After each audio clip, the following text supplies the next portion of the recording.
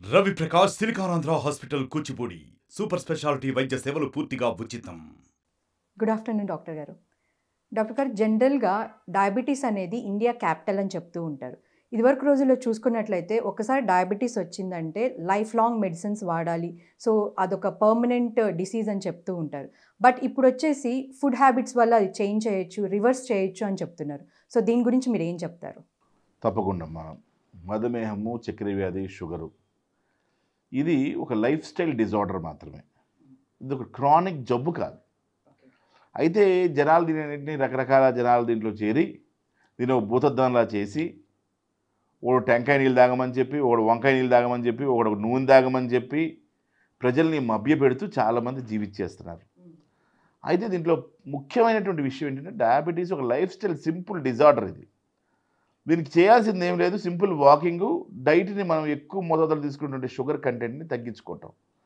మనం మొట్టమొదటి నుంచి ఒక ప్రిన్సిపల్ చెప్తున్నాం అందరికీ. ఏంటిది? 3 రకాలుగా షుగర్ని మనం కంట్రోల్ చేసుకోవచ్చు, వెనక్కి పంపచ్చు జాగ్రత్త పడితే. ఏంటిది?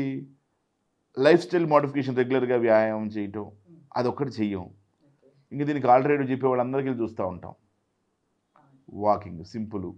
నేను వాకింగ్ చేయడం ఒకడేమో బిందెలు ఎత్తేస్తాను, బుల్డోజర్లు ఎత్తేస్తాను, జిమ్లు ఎరగదీస్తాను. ఏదో ఒకటి చెయ్యి, వ్యాయామం చేయండి, సింపుల్ వాకింగ్ చేయండి.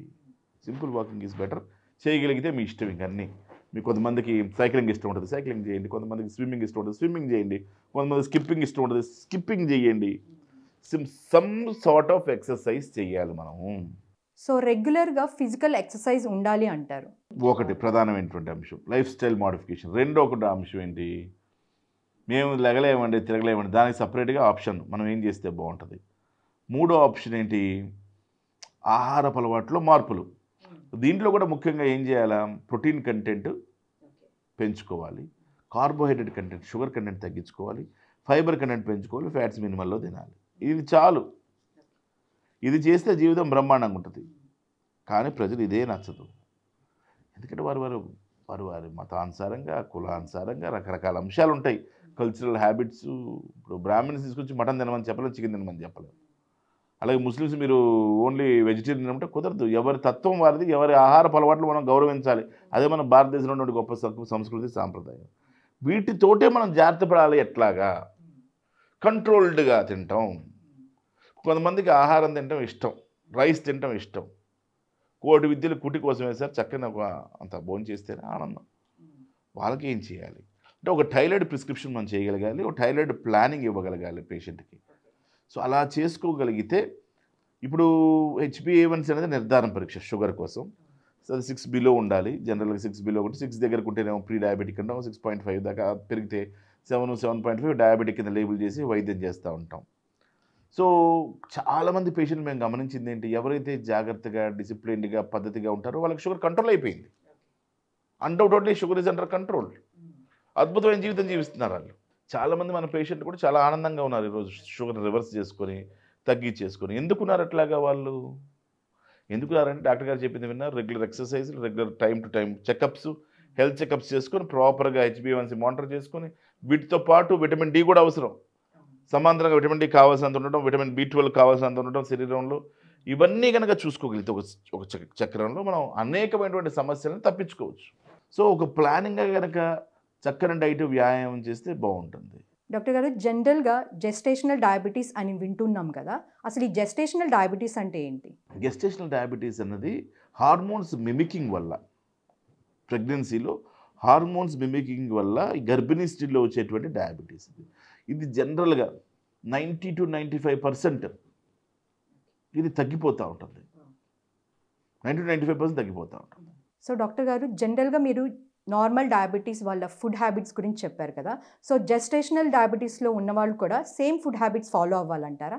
గెస్టేషనల్ డయాబెటీస్లో వాళ్ళు ఎట్లాగూ డాక్టర్ గారి పర్యవేక్షణలో ఉంటారు, రకరకాల మందులు వారిపై పెడతారు, వారిపైన ఇన్సులిన్ లాంటివి కూడా వాడుతుంటారు, మెట్ఫార్మిన్ ట్యాబ్లెట్స్ లాంటివి వాడుతుంటారు. వాళ్ళ అవసరాన్ని బట్టి చేసి అప్పటి వరకు అంటే వాళ్ళకి కావాల్సింది ప్రోటీనేషియస్ డైట్ అమ్మా. వాళ్ళకైనా ఒక మంచి తల్లికి మంచి పిల్లలాడు పుట్టాలంటే మంచి ప్రోటీన్ డైట్ పెట్టాలి, ఇద్దరు తినాలి ఆహారం.